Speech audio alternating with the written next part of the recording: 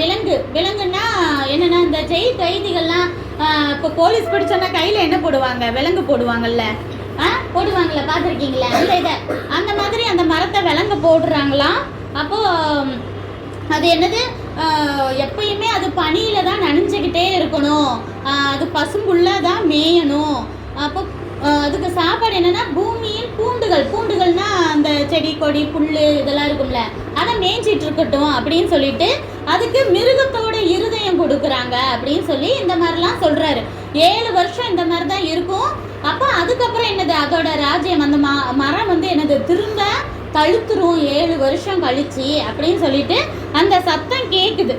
உடனே தானியேலுக்கு வந்து இந்த கனவோட அர்த்தம் என்ன அப்படின்னு சொல்லிட்டு கொஞ்சம் அப்படியே யோசிக்கிறாரு. ஒரு ரொம்ப திகைப்பாக இருக்குது அவருக்கு. அப்புறம் அர்த்தம் தேவன் சொன்னோன்னா அவருக்கு ரொம்ப ஷாக்காக இருக்குது.